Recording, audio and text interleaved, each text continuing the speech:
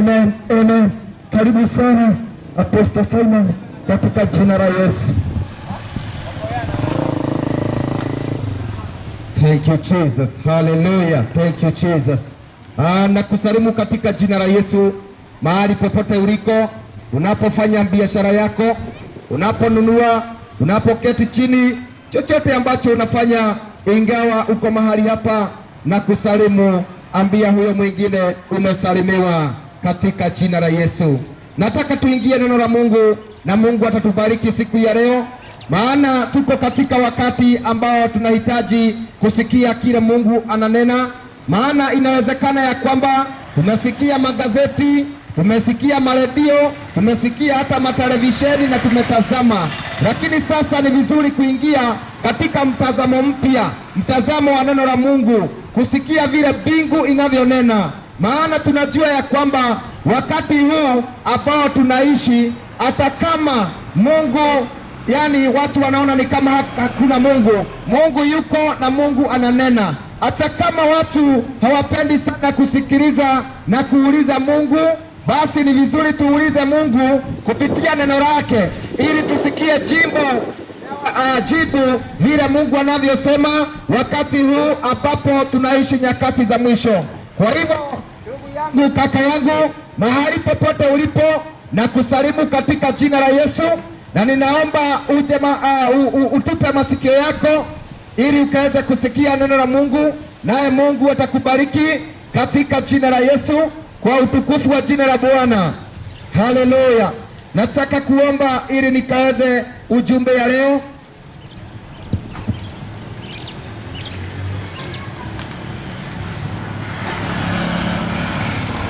Haleluya.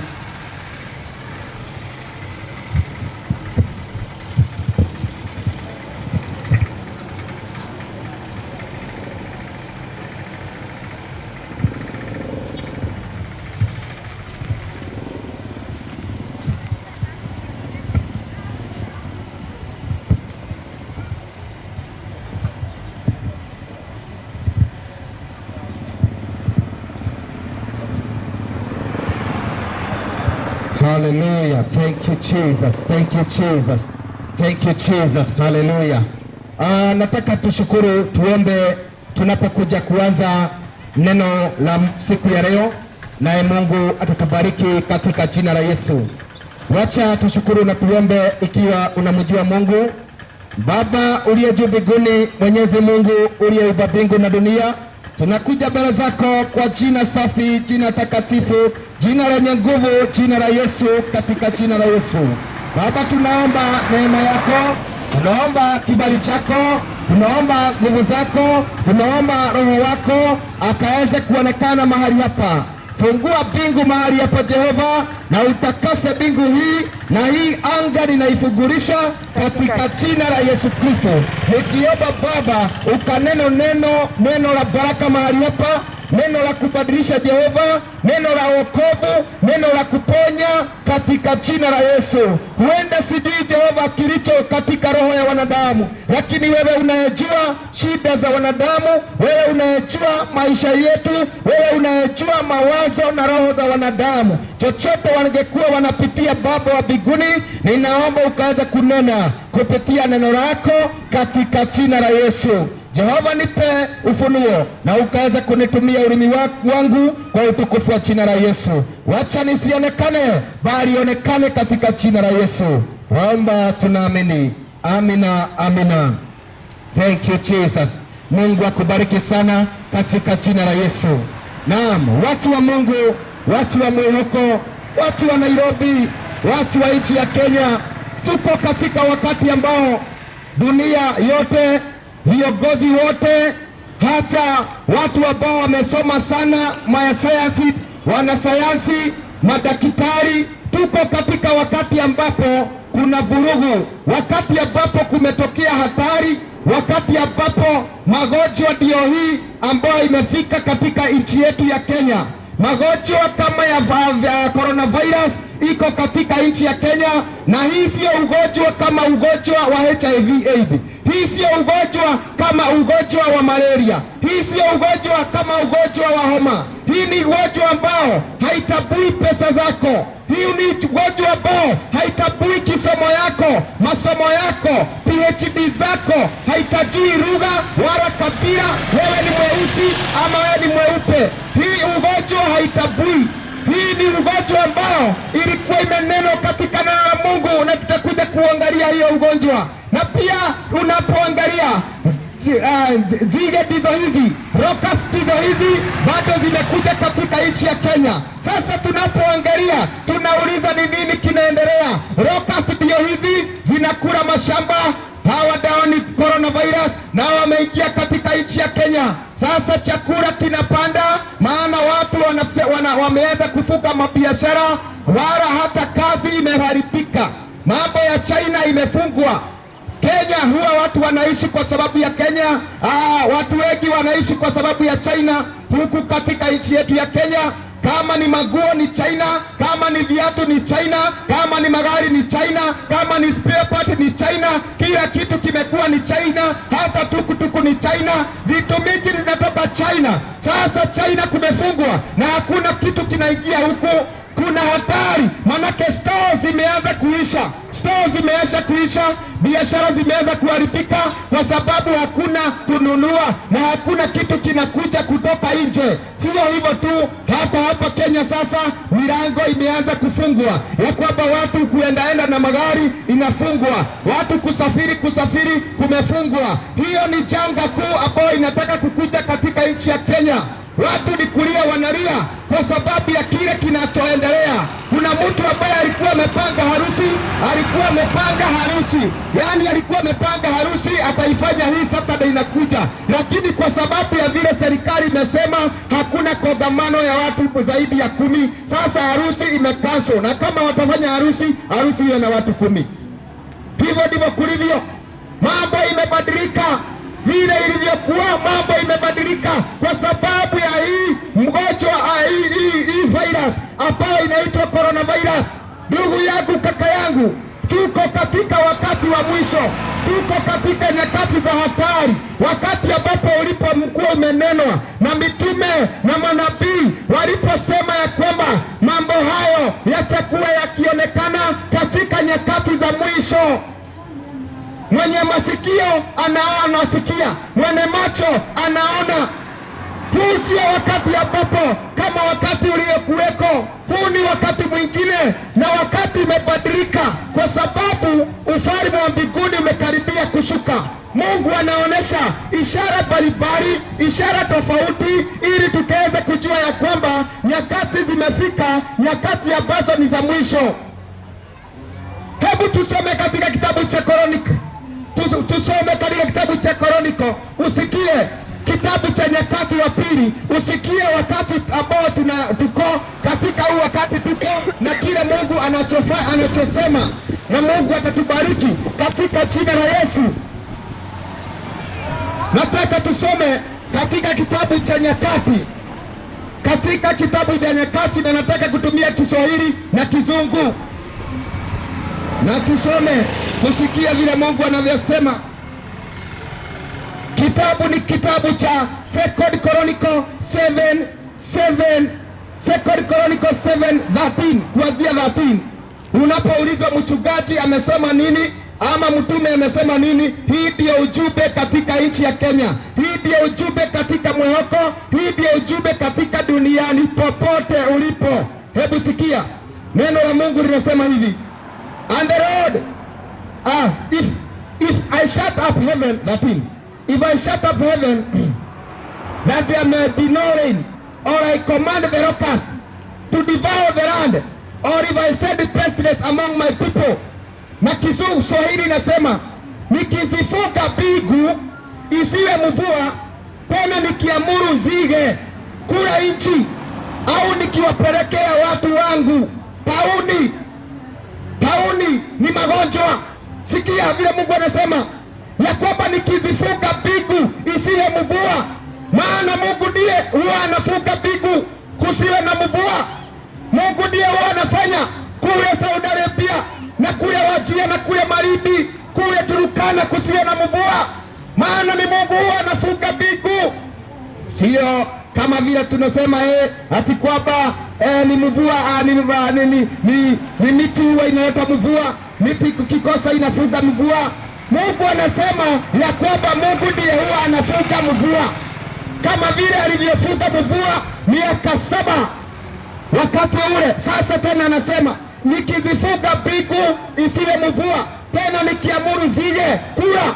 Sikia, ni nani huyo ambaye huwa anaamuru zije? Who commanded the locust? It is God who commanded the locust. That is what God is saying. That if I shut heaven, that there might be no rain, or if I command the locust to devour the land, or if I send pestilence among my people, if I send disease among my people. Anasema, if my people which are called by my name, they shall humble themselves and pray and seek my face and turn from their wicked ways, then I will hear from heaven. I will hear, says the Lord, I will hear from heaven, and I will forgive their sin, and I will heal their land. Haleluya! Hebu sikieni watu wa Mungu, ikiwa watu wangu walioitwa kwa jina langu watajinyenyekesha na kuomba na kutafuta uso wangu na kuziacha njia zao mbaya, basi nitasikia toka mbinguni na kuwasamehe dhambi yao na kuiponya nchi. Note that, na kuiponya nchi kwa magonjwa, kuponya magonjwa yaliyo katika nchi. Hivyo ndivyo Mungu anasema hapa ya kwamba ikiwa nikifuga mbingu isiwe na mvua tena, na nikiamuru zige zikule nchi, au nikipelekea watu magonjwa, ikiwa watu wangu watanyenyekea na kutubu dhambi zao, Mungu anasema ataleta uponyaji, atafungua mbingu na mvua itaonekana. Mungu atasema atakemea hawa wadudu, atakemea hawa locust, hawa nzige, hawa zige, Mungu atawakemea, maana Mungu ndiye ambaye amewatuma. Watu wa Mungu, watu wa Moyoko, Mungu anasema ya kwamba yeye ndiye ambaye huwa anafuga mbingu, yeye ndiye huwa anafuga mbingu, yeye ndiye huwa anatuma magonjwa, yeye ndiye huwa anatuma hawa locust, hawa nzige. Katika kitabu cha 2 Chronicles 7:13 there, endelea, anasema ikiwa Mungu atafuga mbingu na ikiwa Mungu atatuma magonjwa, Mungu atatuma nzige, ikiwa watu wangu ambao wameitwa kwa jina lake kama watanyenyekea, watubu dhambi zao, Mungu atasikia akiwa mbinguni na Mungu atakuja kuwaponya. Mungu anaitana watu wa Mungu. Sijui kama munasikia sauti ya Mungu, sijui kama muna masikio, sijui kama muna macho. Haya ndiyo mambo yanayofanyika katika nchi ya Kenya sasa hivi. Haya ndiyo mambo yanayofanyika katika dunia. Zige zinakula shamba, zige zinakula shamba. Zikiingia kwa shamba zinawacha mchanga, zikiingia kwa miti zinawacha majaa, zinawacha miti tu, yaani miti imekauka.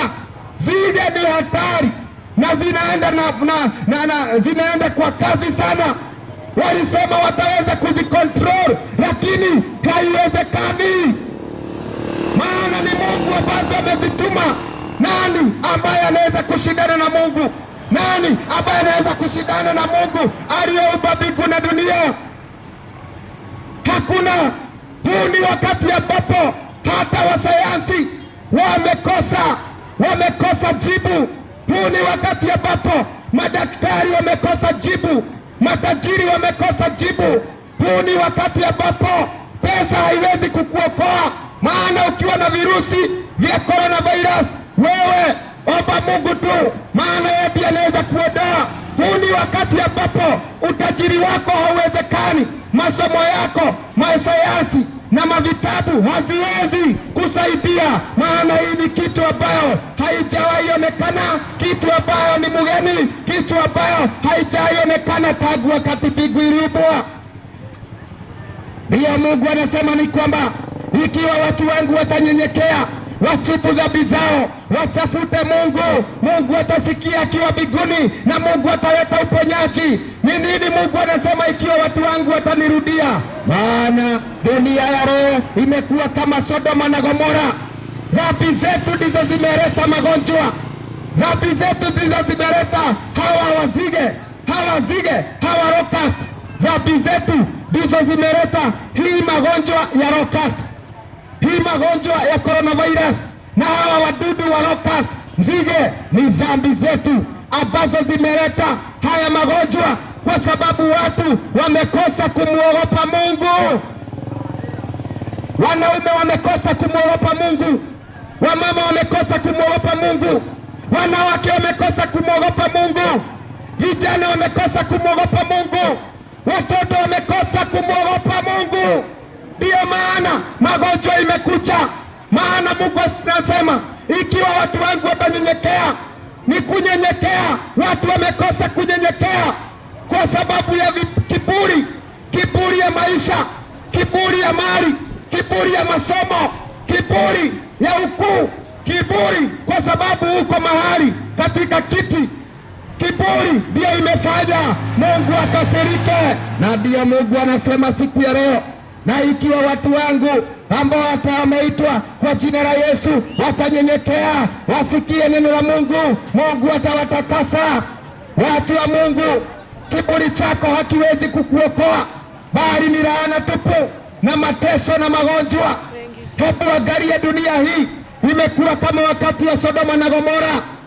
Wanaume wanalala na wanaume wengine, shame on you. Wanawake wanalala na wanawake wengine, shame on you. Wasichana nao ndio hao, ukahaba, shame on you. Mambo ya uasherati na ukahaba, kutembea uchi, shame on you. Matendo kama hayo ndio imefanya magonjwa iongezeke, ndio imefanya hata locust wakuje katika dunia hii, maana mumekosa kuogopa Mungu.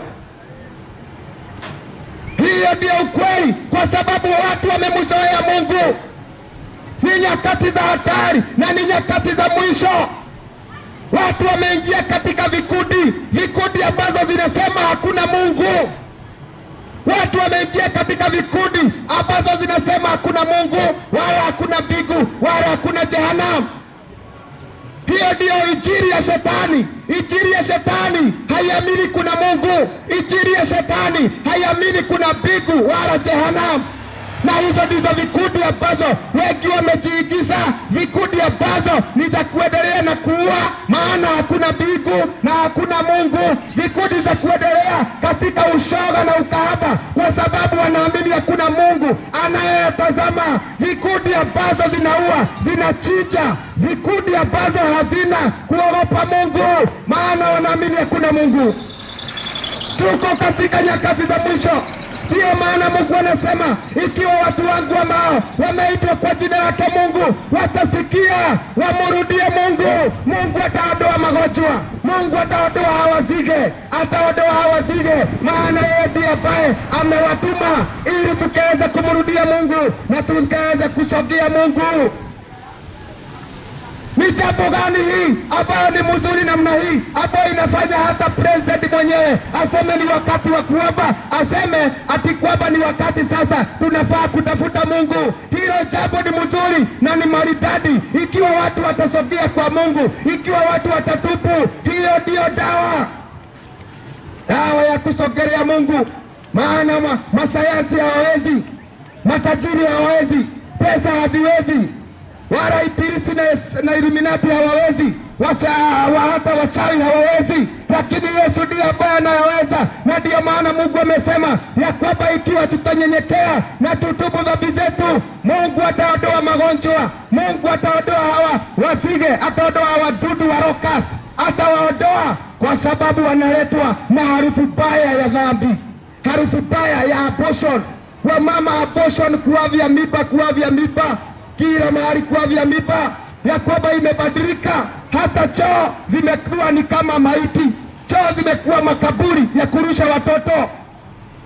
Abortion, kuavya mimba, hiyo ni matendo mabaya, hiyo ni harufu mbaya ambayo inafikia Mungu akiwa mbinguni. Watu wamekataa Mungu na wamemzoea Mungu, ni maana ni nyakati kama za Sodoma na Gomora.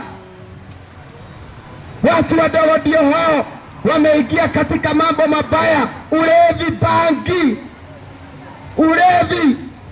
ulevi ndio ndio unatawala hapa, uasherati, ukahaba ndio hiyo, mambo ya sponsor na sponsorship, hiyo ndio sasa watu wanasema ndio fashion. Kuwa na sponsor, hiyo ndio fashion. Kusre queen, hiyo ndio fashion. Mambo ambayo haina nuru mbele za Mungu, mambo ambayo ni chafu, mambo ambayo haiabudu Mungu, mambo ambayo ni ya kutuliza tu mwili, mambo ya kufanya mwili isikie vizuri, mambo ya kufurahisha mwili. Roho yangu, kaka yangu, usre hauwezi kusaidia dakika hii, fashion haiwezi kusaidia dakika hii, masomo haiwezi kusaidia dakika hii, utajiri hauwezi kusaidia dakika hii, hata uongozi wako hauwezi kusaidia dakika hii, bunduki, risasi haiwezi kusaidia dakika hii. Maana hapa ni wakati wa kunyenyekea, ni wakati wa kunyenyekea na kuacha dhambi, kwa sababu ufalme wa mbinguni umekaribia. Hebu sikia na usikie tena vile Mungu anavyosema ya kwamba ikiwa Mungu atafunga mbingu ili kusiwe na mvua, hivyo ndivyo ilivyo mambo. Mungu amefunga mbingu mahali kwingi kusiwe na mvua. Pia ameleta magonjwa ya kutisha, magonjwa ya virus, magonjwa ya kansa.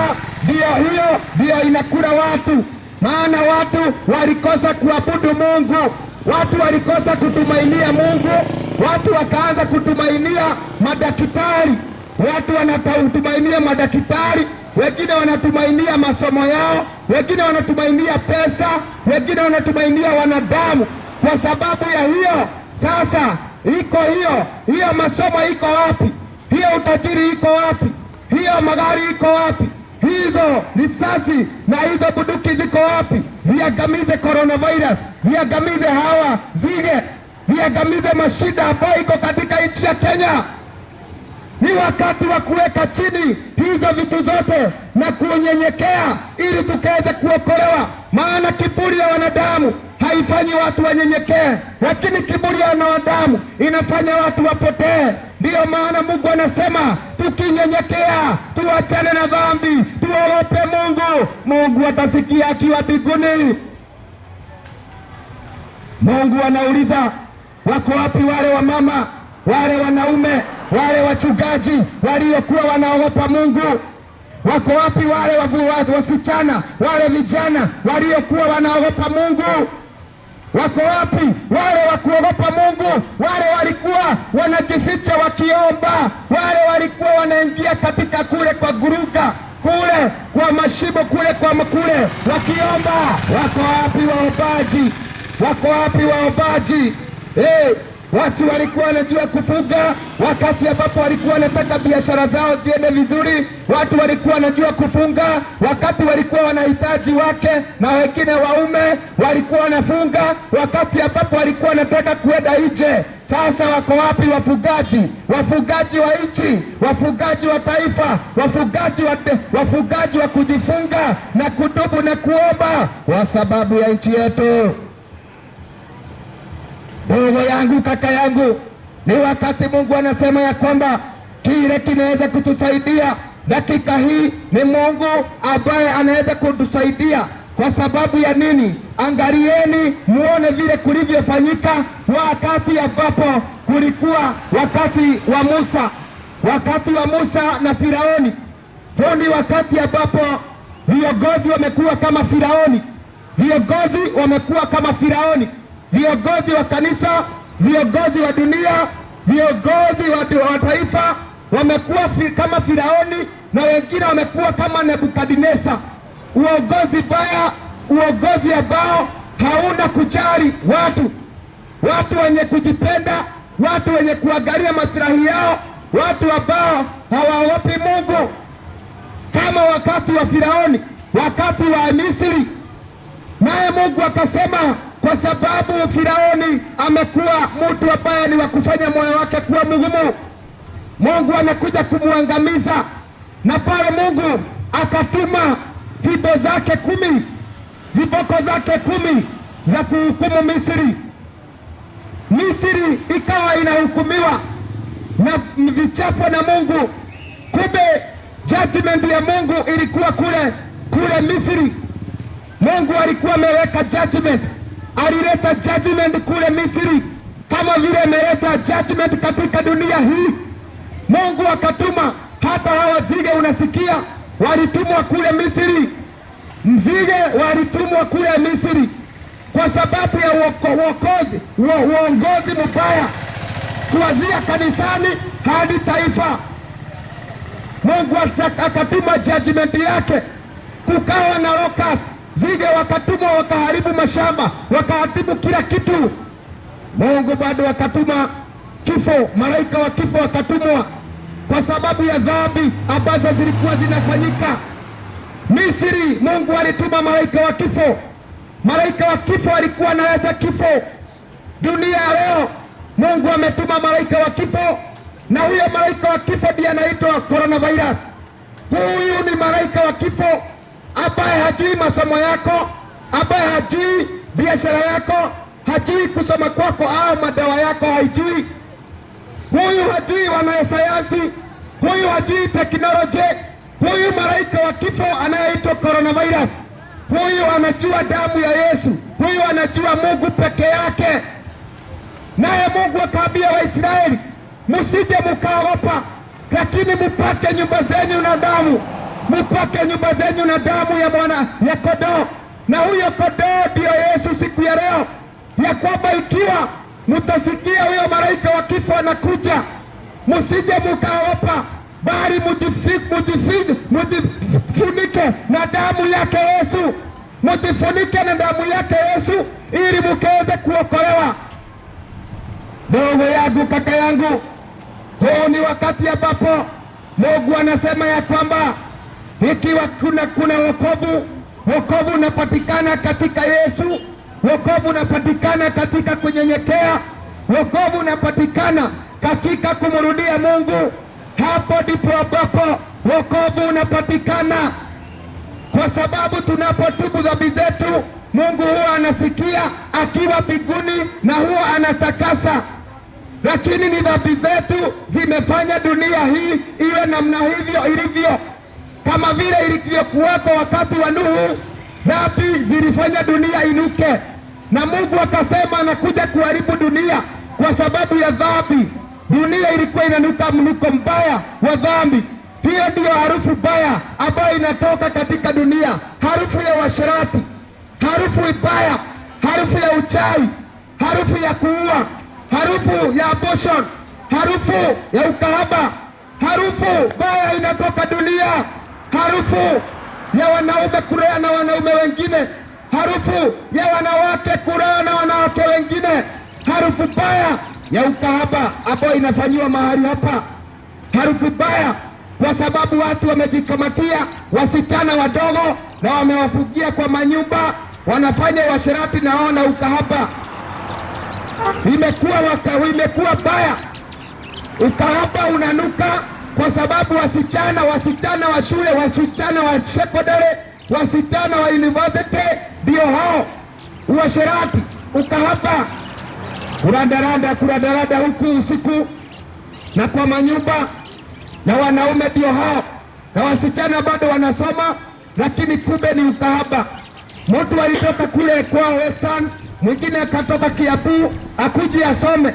Alipofika huku akapata sponsor akamfunga nyumba, anakula na anakunywa, lakini yeye analipwa na njia ingine ya ukahaba. Hii ndio matendo ambayo imefanya Mungu akasirike. Uasherati, dhambi ya ngono katika watu wadogo, watu wa shule, wasichana wa shule, vijana wa shule, watu wadogo wameingia katika dhambi. Sex before marriage, it is sin. Stop sin. Sex before marriage is sin. Dhambi ya fornication, watu hawaoni ya kwamba wakati watu wanaenda kule shule, wamama wao, wazazi wao ndio hao wanawapeleka kwa hospitali, wanadungwa sindano ati ili asipate mimba. Shame on you. Manake anaweza kukosa kupata mimba, lakini hawezi kukosa kuhukumiwa na Mungu. Naweza kujificha kwa wanadamu, lakini Mungu anakuona. unadungwa sindano usipate mimba. Wengine nao ndio hao kuavya mimba na kukunywa madawa ambao wanaendea wanaita madawa ya emergency. Kama kuna madawa inaenda kwa chemistry, enda ulize ni madawa hiyo ya emergency, ya kuosha tumbo, na hiyo ni dawa ambayo inafanya abortion. Maana unajua kwamba umepata, sasa unatabiria hiyo dawa ya emergency pill ili ukaweza kumeza na ukaweza kufurash. Tubu, wewe ni muuaji ikiwa unameza madawa kama yale. Wewe ni muuaji na hakuna wauaji watakao urithi ufalme wa mbinguni. Ni watu wa Mungu. Matendo baya ndio inayotoka mahali hapa. Matendo ambayo ni ya kuavya mimba, matendo ambayo ni ya kukosa kumwogopa Mungu. Wacheni tumwogope Mungu. Wanaume, wanawake, tuogopeni Mungu. Mungu anauliza, wako wapi wale wanawake, wale wanaume waliokuwa wanaogopa Mungu? Kwani walienda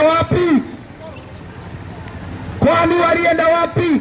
Wale wanawake waliokuwa wanakaa pamoja na watoto wao, wanawake walikuwa wanafundisha wanawake wengine, wanawake walikuwa wanafundisha wasichana hata jinsi ya kuvaa nguo, wanawake walikuwa wanafundisha wasichana jinsi ya kuvaa nguo. Lakini siku ya leo wewe ndio unafanya mtoto wako asile.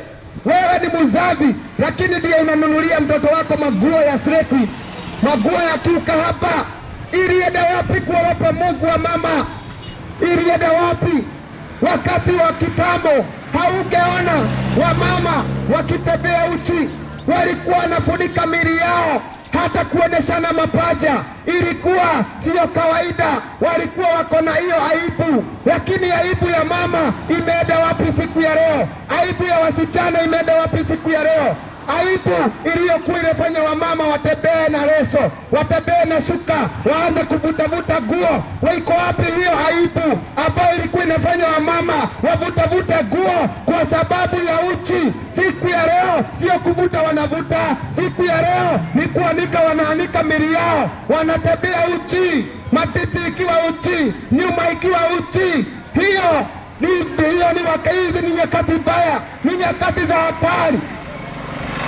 Watu wamekosa kuogopa Mungu, na ndio Mungu anauliza watu ambao walikuwa wanaogopa Mungu wako wapi? Hayo ndio matendo ambayo yamefanya dunia hii iwe kama Sodoma na Gomora, kwa sababu watu wanatembea uchi. Watu wanatembea uchi kwa sababu ya manguo na fashion ambazo zimekuja, fashion chafu, fashion ambazo zinatoka kule nje, fashion ambazo ni za watu ambao walikuwa wanavaa wakienda pate ya ushoga na ukahaba. Hizo fashion zinakuja huku, nanyi mnaanza kununua na kuvaa kila nguo. Unapovaa hiyo nguo unakaa kama kahaba, kwa sababu hiyo ndio kazi ya nguo. Tunajua kuna uniform ya wanafunzi, pia kuna nguo za wanajeshi, ni tofauti. Sasa kuna maguo ya kiukahaba ambao yamekuja ili ikaweza kuwagusha kuanzia kanisani. Watu wanavaa kiukahaba. Hayo ndiyo matendo ambayo yamefanya nchi yetu iwe kama vile ilivyo. Coronavirus ikuje, hata zile wakuje. Hivyo ndivyo Mungu anasema ya kwamba Mungu akifunga mbingu, akituma hawa zige, Mungu akituma magonjwa kama haya, ikiwa watu wangu watanyenyekea, watubu dhambi zao, Mungu atasikia akiwa mbinguni. Maana kunanuka dhambi kila mahali. Ndugu yangu, kaka yangu, hivyo ndivyo Mungu anasema ni wakati wa kutoka kwa dhambi, ni wakati wa kuogopa Mungu. Tuogopeni Mungu ili tukaweze kuishi. Ni wakati wa kuogopa Mungu, maana ufalme wa mbinguni umekaribia. Wacheni tuogope Mungu. Wamama, wacheni tuogope Mungu. Wanaume, wacheni tuogope Mungu, maana wakati wa hukumu umekaribia. Hii ni hukumu ambayo imekuja. Wakati wa hukumu umekaribia. Hii ni hukumu kama hukumu ilivyokuwa kule Misri. Hii ni hukumu ambayo imekuja katika nchi, katika dunia. mahali ambapo malaika wa kifo amekuja katika dunia, malaika wa coronavirus amekuja katika dunia ili akaweze kuagusha wanadamu kwa jinsi ya kifo. Lakini wale ambao watatubu na waachane na dhambi, wamkimbilie Mungu, watakuja kuokolewa, watakuja kuokolewa. Hebu tusome katika neno lingine. Wewe unauliza ya kwamba utafanya nini, ate utafanya nini ili usije ukapatwa na coronavirus. Mimi niko na ujumbe wako. Madaktari hawana ujumbe wako, masayansi hawana ujumbe wako, viongozi hawana ujumbe wako, wala watu wakubwa, wala dunia ama nchi, hakuna anayekuwa na huo ujumbe. Mimi ndiye niko na ujumbe huu na nitausoma, maana uko katika maandiko. Hebu sikia huu ujumbe, uko katika kitabu ambacho ni cha Exodus 23, Exodus 23:25. Hapo ndipo ambapo ninataka kusoma ili ukaanze kusikia vile Mungu anavyosema, maana dhambi zetu ndizo zinatutenganisha na Mungu. Dhambi zetu ndizo zinatuma Mungu akaanze kukasirika. Lakini tukitubu dhambi zetu na tunyenyekee kwa Mungu, Mungu atasikia akiwa mbinguni. Hebu sikieni ndugu wapendwa, kaka yangu, dada, vile Mungu anasema. Utafanya nini ili usije ukashikwa na magonjwa kama haya? Magonjwa ya kansa. Huyu ni malaika wa kifo ambaye ametumwa, na huyu malaika anakuja na njia mingi. Anakuja na magonjwa kama ya kansa, anakuja na magonjwa kama ya coronavirus, anakuja na magonjwa aina mingi. Hebu sikia katika kitabu cha Exodus. Kitabu cha Exodus ni kitabu cha Kutoka 23:25. Neno la Mungu linasema hivi: and you shall serve the Lord your God, and he shall bless your bread and your water, and I will take away sickness away from your midst of you. Hebu sikieni, nanyi mtamtumikia Bwana Mungu wenu, naye atakibariki chakula chako na maji yako, nami nitakuondolea ugonjwa kati yako. Hebu sikieni wa mama, hebu sikieni wanaume, hebu sikieni wa vijana. Mungu anasema hivi ya kwamba nanyi mtamtumikia Mungu Bwana Mungu wenu. Mkimtumikia Mungu Bwana Mungu wenu, naye atabariki chakula chako. Mungu atabariki chakula chako na maji yako, nami nitakuondolea ugonjwa katika yao. Sikieni vile Mungu anasema. Hivi ndivyo Mungu anasema katika nchi, katika wanadamu, katika watu wote, ya kwamba mkimtumainia Mungu, mkimtumikia Mungu wanyu, Mungu atabariki chakula chenyu, Mungu atabariki maji yenyu, na Mungu ataondoa ugonjwa kati yenyu. Hivyo ndivyo Mungu anasema. Mungu atakuja kuondoa ugonjwa mkimtumikia Mungu.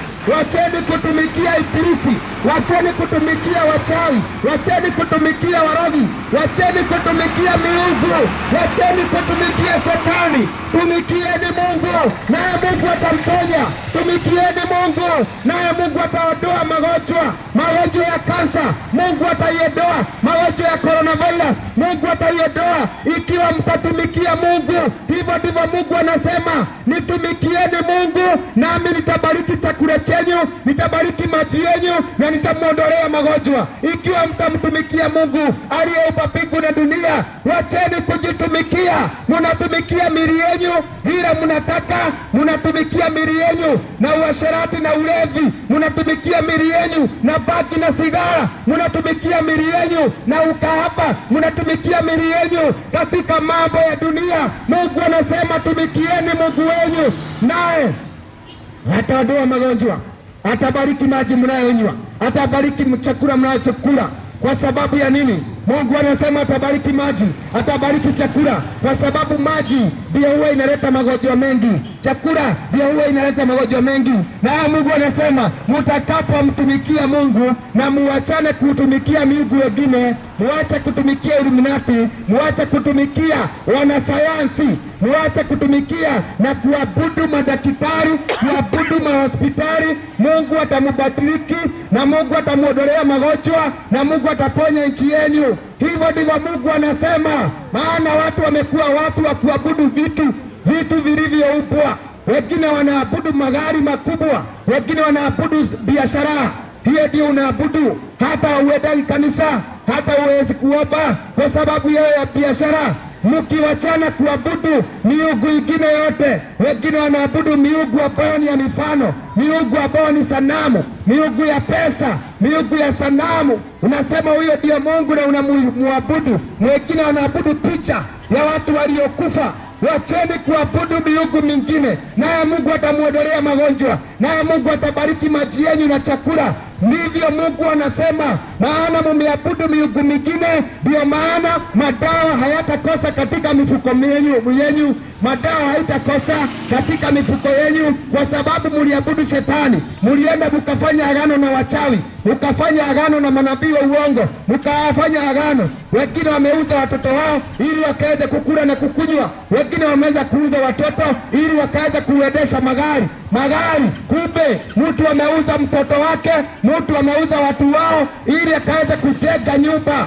Hey, Mungu anasema tutubu. Mungu anasema utubu dhambi zako ukaweze kumrudia Mungu. Mungu anasema tubu na uogope Mungu, maana wakati wa hukumu umefika. Malaika wa kifo wamefika, malaika wa magonjwa wamefika, malaika wa mateso wamefika. Na huyu malaika haangalii cheo chako, huyu malaika haangalii PhD yako, huyu malaika haangalii kama unasoma shule wapi, kama unasoma university gani. Huyu malaika haangalii, huyu malaika anatambua kutubu. Tubu dhambi zako na ukaweza kunyenyekea, maana hukumu ya Mungu imekaribia. Watu wa Mungu, hivyo ndivyo Mungu anasema, nanyi mtamtumikia Bwana Mungu wenu, naye atabariki chakula chako na maji yako, nami nitaondoa ugonjwa kati yao. Hivyo ndivyo Mungu anasema, mtumikieni Mungu naye Mungu aondoe ugonjwa kati yenu,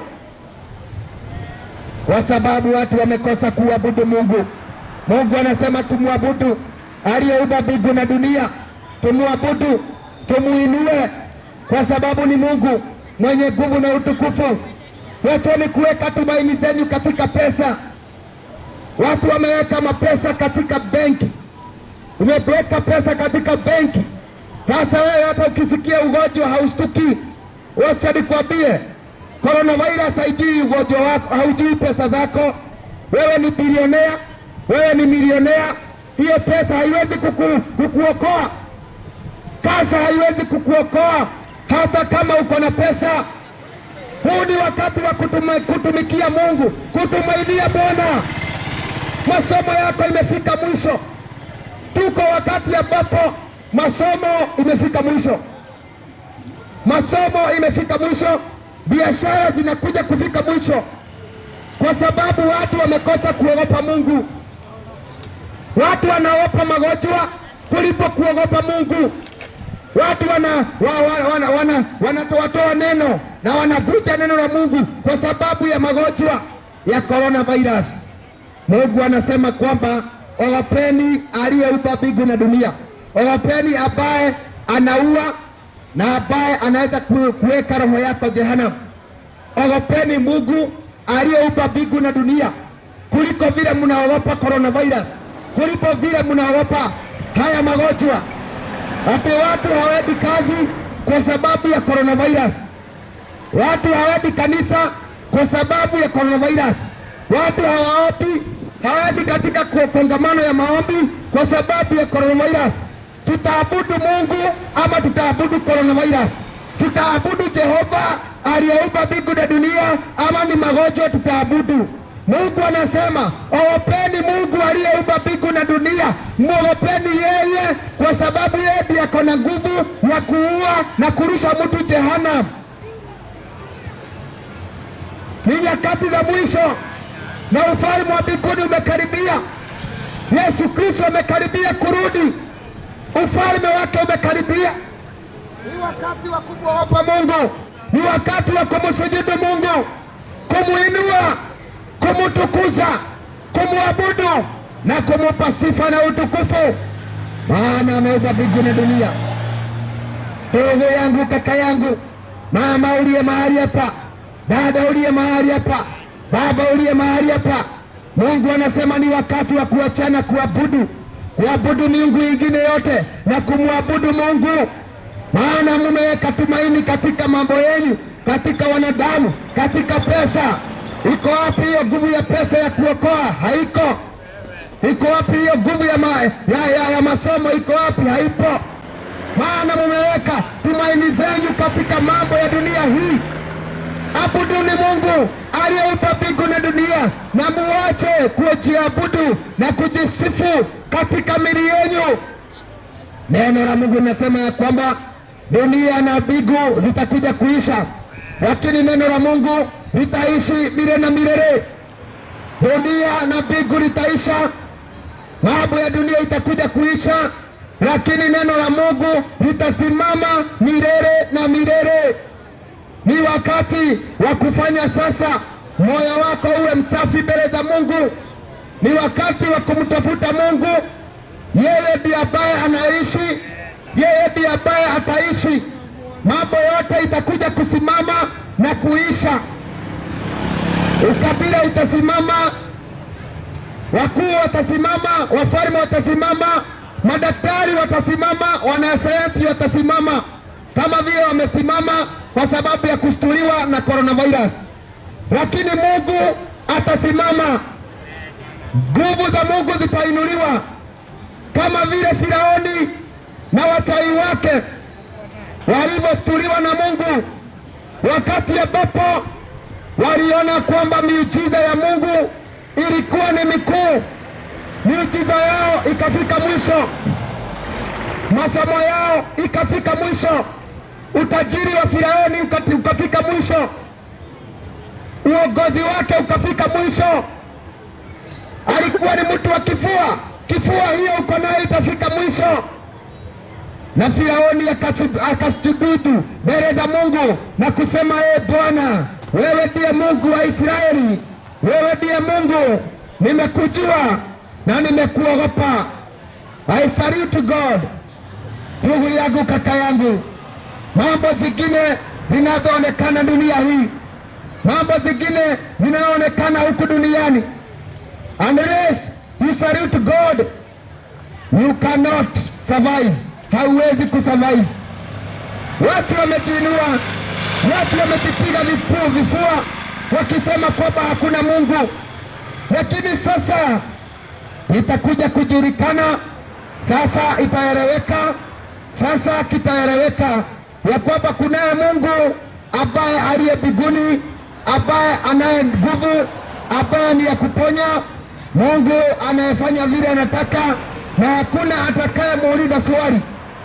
Mungu anafanya na hakuna wa kumuuliza swali. Watu wa Moroko, ujumbe ndio huo. Watu wa Kenya, ujumbe ndio huo, ya kwamba ni wakati wa kugeuka, ni wakati wa kunyenyekea, ni wakati wa kuachana na dhambi, ni wakati wa kuachana na uovu, ni wakati wa kugeuka na kumuhofu Mungu, kwa sababu hukumu ya Mungu imekaribia. Hizi ni ishara ambazo ninasema ya kwamba Yesu Kristo amekaribia kurudi. Yesu amekaribia kurudi. Yesu alisema ya kwamba mtakapoona dunia imekuwa kama wakati wa Sodoma na Gomora, mtakaposikia magonjwa mbalimbali, jueni ya kwamba Yesu anarudi. Yesu anarudi na ufalme wake umekaribia. Ni wakati wa kunyenyekea na kumtafuta Mungu. Wakati ambapo Mungu alituma huyo malaika wa kifo na magonjwa kule Misri, wakati Mungu alituma hawa wadudu wa locust akawatuma kule Misri, ni wakati ambapo Mungu alikuwa anakuja kuokoa watu wake. Hata sasa ni wakati ambapo Mungu anakuja kuokoa watu wake. Utakapoona magonjwa yameingia katika dunia, magonjwa yasiyokuwa na tiba, jueni ni nyakati za mwisho. Jueni ni nyakati za mwisho, mukaweze kumrudia Mungu wenyu na kutubu dhambi zenyu ili mukaweze kuokolewa. Mutakapoona ya kwamba dunia imekuwa kama wakati wa Sodoma na Gomora, wanaume wanalala na wanaume wengine, wanawake wanalala na wake wengine, hata watu wanalala na wanyama. Jueni nyakati za mwisho, na dalili zinasema waziwazi ya kwamba Yesu yu mlangoni, Yesu amekaribia kurudi. Tufanyeni nini? Ni wakati wa kutubu, ni wakati wa kunyenyekea, ni wakati wa kutafuta njia za Mungu, ni wakati wa kuachana na uovu, maana watu wanafanya dhambi wakiwa kanisani. Wachungaji wanafanya ukahaba wakiwa kanisani, waumini wanafanya ukahaba na kukunywa bagi na kukunywa pombe wakiwa kanisani. Watu wanafanya mambo maovu, maana watu wamekosa kuogopa Mungu. Watu wanafanya mambo mabaya, mambo ya aibu, wakiwa wamejificha katika kanisa. Kanisa zimekuwa kuruka ambazo ni za uasherati, zimekuwa mahali ambapo ya kujificha, zimekuwa senago za shetani, mahali pa kujificha katika uovu, na zingine zimekuwa kijijio cha kondoo wa Mungu, maana ukweli umekosekana. Watu kuhubiri ni mahubiri tu ya kubarikiwa, ni mahubiri tu ya kuinuliwa, ni mahubiri tu ya kujenga, mahubiri ya magari. Hizo ndizo mahubiri zinahubiriwa wakati watu wanateseka kanisani na vifungo za dhambi, vifungo za ulevi, vifungo za pornography, vifungo za masturbation. Tubu dhambi zako na ukaweza kunyenyekea mbele za Mungu ili Mungu akuokoe. Ni nyakati za mwisho, wacheni tumuogope Mungu, maana giza imekaribia. Wakati unaona dunia imekuwa namna hii, jua ni wakati giza iko katika kiroho. Wakati giza inakaribia dunia, tunaona kwamba wezi wanaanza kuchomoka, maana giza imeanza. Makahaba huwa wanaanza kuchomoka wakati giza imeanza kuingia. Hapo ndipo utaona wadada ambao wamevaa maguo fane, maguo za bazo zinaanika mili yao. Hapo ndipo utaona wameanza kuchomoka, kwa sababu giza imeanza kuingia. Sasa wakati wa ukahaba umekaribia. Hivyo ndivyo ilivyo katika kiroho. Wakati mnaona giza hii, unaona dhambi inaendelea, jua huu ni wakati ambapo Bwana Yesu amekaribia kurudi, wakati ambapo ni wa giza kuu ambayo Yesu alisema muangalieni kwamba na mukesheni, kwa sababu hamjui siku na wakati ambao Yesu atakao kuwa akirudi. Hakuna jua ya siku wala wakati, lakini dalili zinaonekana waziwazi ya kwamba Yesu yu mlangoni na ufalme wake umekaribia. Kwa hivyo hiyo ndio mwito Mungu anaitana, akisema ya kwamba ni wakati wa kunyenyekea, ni wakati wa kumulilia Mungu, ni wakati wa kumuita Mungu wakati anapopatikana, ili akaweze kukuokoa katika jina la Yesu. Maana kwa sababu ya nini? Kwa sababu wakati huu mambo yote haiwezi kukusaidia. Kile kitakusaidia ni kujuana na Yesu, maana neno la Mungu linasema damu ya Yesu ilikuja ili tukaweza kuponywa. Yesu alikuja kwa sababu ulikuwa umepotea, na ndiyo maana umepotea katika dhambi.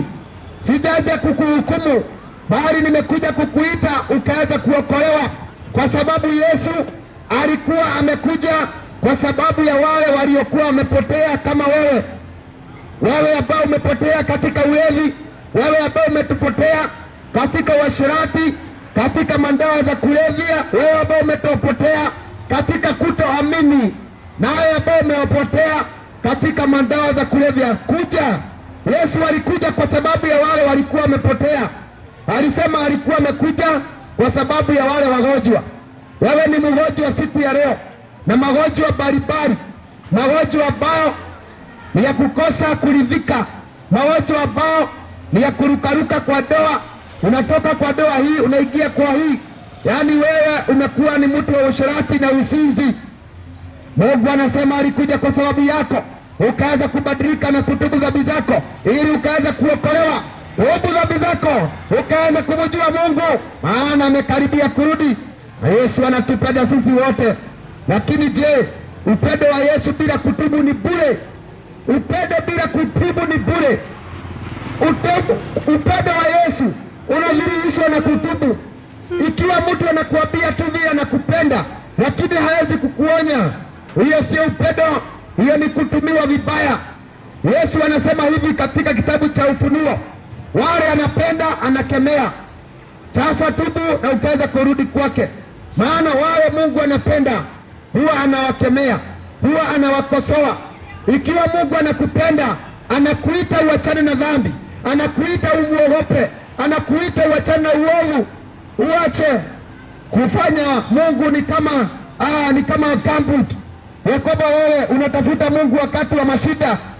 Wewe Mungu anataka umtukuze, umtafute kila wakati, umuombe kila wakati, umuamini kila wakati, uishi katika Mungu kila wakati.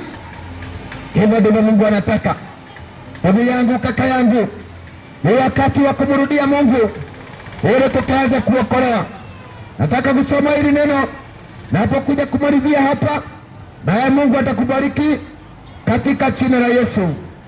Ujumbe ni kwamba Mungu anatuambia kupitia neno lake ya kwamba Mungu ndiye huwa anafuga bigu, Mungu ndiye huwa anatuma nzige. Hawa nzige ni Mungu huwa anawatuma hawa locust, na Mungu akasema yeye ndiye huwa anatuma magonjwa, na akasema ya kwamba ikiwa tutatubu dhambi zetu, tuachane na uasherati, tuachane na uovu, tuachane na miungu ingine, tuogope Mungu, Mungu atawaondoa, ataondoa virus, ataondoa wadudu locust, ataondoa magonjwa, ataondoa hata ukame, na atafungua mbingu ikiwa tutanyenyekea, tuachane na dhambi, tumuogope Mungu na tutafute Mungu, tumuabudu. Hivyo ndivyo Mungu anavyosema. Maanake dunia na mambo yake inakuja kuisha, lakini neno la Mungu litasimama milele na milele. Ndugu yangu, kaka yangu, watu wanaogopa virus sana na wanaogopa coronavirus, lakini hamuogope Mungu. Hamuogopi Mungu, ni virus mnaogopa. Ndio maana watu wengi, hata wengine hawajaenda kazi, wengine wameanza kujifungia kwa manyumba kwa sababu ya kuogopa virus. Lakini sio Mungu mnaogopa, ni virus mnaogopa. Acha nikwambie, ogopeni yule ambaye aliumba hiyo virus. Yule ambaye aliumba hiyo virus ni Mungu. Yule ambaye ameleta magonjwa ni Mungu. Yule ambaye ameleta hata hawa wadudu wa locust ni Mungu. Ogopa Mungu ambaye anaumba mbingu na dunia, maana yeye ni Mungu ambaye anayetisha. Yeye ndiye Mungu anafaa kuogopwa. Kwa hivyo ndugu wangu wapendwa, wanaume, wanawake, ogopeni Mungu aliyeumba mbingu na dunia, maana yeye anakuja kuhukumu. Virus inaweza kukuua, lakini mwisho yake ni kaburi. Lakini mwisho hapo kuna yule ambaye atakaye kuhukumu, na baada ya kifo ni hukumu. Kuna jehanamu na kuna mbingu. Sasa utaenda wapi ndugu yangu, kaka yangu? Tuacheni kuogopa mambo ambayo ni bure mbele za Mungu. Wale walio na Mungu hakuna kitu wanaogopa, maana wanajua ya kwamba Mungu ni Mungu. Mungu ndiye kutosha, na Mungu ndiye mkuu kuliko mambo mengine yote. Hebu sikia neno la Mungu. Nataka kusoma katika kitabu cha Ufunuo wa Yohana. Kitabu cha Ufunuo wa Yohana, hapo ndipo nataka kusoma. Kitabu cha Ufunuo wa Yohana, hapo ndipo nataka kusoma. Neno la Mungu linasema hivi: na kwa malaika wa kanisa lililo Sardi andika haya, ndiyo anenaye yeye aliye na hizo roho saba za Mungu na zile nyota saba. Na yajua matunda yako, ya kuwa una jina kuu, una jina kuwa la uhai, nawe umekufa. Hebu sikia, na yajua na kujua ya kuwa una jina la kuwa hai, nawe umekufa. Sikia vile Mungu anasema. Mungu anakujua wewe. Mungu anakujua kwamba uko na jina la kuwa uhai, uko na jina la kuwa wewe uhai, lakini umekufa. Uko na jina tu la kuitwa Mkristo, lakini Ukristo wako umekufa. Uko na jina tu la kuitwa muumini, lakini umini wako umekufa. Uko na jina tu la kuitwa mabishopu na kuitwa mchungaji na kuitwa mwimbaji, lakini uimbaji wako umekufa. Matendo yako imekufa. Hivyo ndivyo Mungu anasema. Ni jina tu ambayo uko nao, ni jina tu uko nao, lakini ndani yako hakuna. Hivyo ndivyo watu wamekuwa. Watu wamekuwa tu wenye majina, lakini ndani yao hakuna Mungu, ndani yao hakuna uhai. Watu wanaitwa viongozi, lakini ndani yao hakuna uongozi. Watu wanaitwa wachungaji, lakini ndani yao hakuna uchungaji. Watu wanaitwa wamama, lakini ndani yao hakuna umama. Watu wanaitwa wanaume, lakini ndani yao hakuna wanaume. Hakuna uhai, yaani hakuna Mungu. Maana ni majina tu watu wako nayo ya kwamba wanamjua Mungu, lakini kile kilicho ndani yao hakuna Mungu. Ndani yao ni majina tu, lakini ndani hakuna Mungu. Yaani ni kama mtu ambaye anauza, ni kama mtu ambaye ameandika duka M-Pesa. Mtu ameandika duka M-Pesa, lakini ukienda hapo unamuuliza kama utatoa pesa, anakuambia hakuna M-Pesa. Ni jina tu M-Pesa, lakini ndani yake hakuna kazi.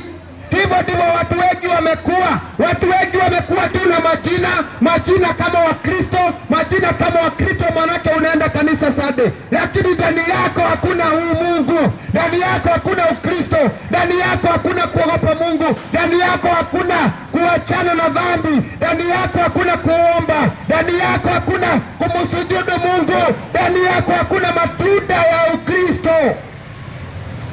Hivyo ndivyo Mungu anavyosema. Maana watu wamekuwa hivyo kwa sababu wamekosa matunda. Kama ni majina watu wako nayo, majina wako nayo. Hata makanisa imekuwa mingi na majina mengi, majina ingine tena ya kutisha, majina ambayo unaweza kusikia udhani kwamba hata shetani anatigizika kwa sababu ya vile hiyo jina inaitwa. Wachungaji wako na majina makubwa wengi, majina ya kutisha, majina makubwa, majina makubwa, muna manabii makubwa, mabishop majina makubwa, makibishop, mapasta, mabishop, maprofeti, maaposto, majina makubwa, lakini hakuna matunda. Matunda hakuna ya utakatifu, matunda hakuna ya hiyo majina yao. Hakuna matunda ya Mungu, hakuna kuogopa Mungu, hakuna kunyenyekea, hakuna kumuomba Mungu, hakuna kuogopa Mungu ndani yao. Majina ni ya nini ikiwa hakuna kitu ndani yako? Majina ni ya nini ikiwa umekufa? Hey, majina ni ya nini ikiwa umekufa? Ni kama usikie kwamba ati hapa kuna simba, hapa kuna simba. Watu wasikisikia simba wanatetemeka, lakini waambie huyu simba hana uhai, huyu simba amekufa. Hakuna mtu ambaye ataogopa simba ambaye amekufa. Simba amekufa, hawezi kuogopwa. Simba ataogopwa akiwa hai, kama anako matendo yake ya kuhuruma, matendo yake ya kunena, matendo yake. Hiyo ndio itafanya watu waogope, lakini majina bila uhai, hiyo haitafanya watu waogope, hiyo haitafanya hata uokolewe. Hivyo ndivyo Mungu anasema, wacheni na majina ambayo haina uhai. Unaitwa Mkristo, Mkristo hana uhai. Unaitwa wewe ndio pasta, lakini wewe hauna uhai, hauna matunda. Mti usiokuwa na matunda utakatwa na kutupwa motoni. Angalieni njia zenyu wasichana, angalieni njia zenyu wanawake, angalieni njia zenyu wamama, angalieni njia zenyu wanaume, vijana. Majina tu vijana, lakini kumbe hakuna kijana. Unasikia mtu anaitwa kijana na msichana, lakini huyo sio msichana. Wale watoto wametoa ni wengi, wale watoto wamezaa ni wengi. Unaona mtu anaitwa msichana, manake ni msichana, ni mdogo, lakini kumbe huyo ni mzazi. Mtu ametoa watoto wengi, ameavya mimba kama 10. Yeye ni mama wa watoto 10 na anaitwa msichana. Majina, lakini hakuna matendo. Wewe ni msichana ndio, lakini kumbe hakuna matendo ya usichana. Mambo ambayo unafanya sio mambo ya msichana, ni mambo ambayo ni mambo zaidi ya msichana. Majina hayana matendo. Watu wa Mungu, hivyo ndivyo Mungu anasema. Hii ndio kanisa ambao Mungu anasema, na hiyo ndio ujumbe anasema kupitia hii kanisa iliyokuwa inaitwa Sardis. Anasema, na kwa malaika aliye kanisa Sardi andika hayo ndio anenaye yeye aliye na roho 7 ya Mungu na zile nyota 7, na yajua matendo yako, ya kuwa una jina la kuwa hai, nawe umekufa. Uwe mwenye kukesha, ukaimarishe mambo yaliyosalia yanayokufa, maana sikuona matendo yako kuwa yametimilika mbele za Mungu wako. Hiyo ndiyo Mungu anasema ya kwamba jiangalie sana na uyakamilishe mambo yaliyosalia. Ujiangalie sana na ukatie nguvu maisha yako, manake ni kukufa unakufa, ni kukufa unakufa, lakini unatembea. Yaani mtu tu anatembea, lakini ni kukufa anakufa. Hivyo ndivyo ilivyo. Wakati unaendelea na dhambi ni kukufa unakufa, lakini unatembea. Wakati ambapo unaendelea na mateso na matusi na mambo ya uongo, ujue ni kukufa unakufa, lakini bado unatembea. Watu wanakuonaga tu unatembea, lakini ulikufa tene. Wakuire tene, wa matunda tuonaga, wa wakuire tene, ile matunda. Hiyo ndiyo Mungu anasema, majina tu ndio uko nayo, mwili tu ndio inatembea, lakini kumbe ulikufa kitabu. Hebu sikia, anasema yanayotaka kufa, mambo yaliyosalia, kamilisha mambo yaliyosalia yanayotaka kufa. Angalia mambo hayo yanayotaka kufa, maana sikuona matendo yako kuwa yametimilika mbele za Mungu.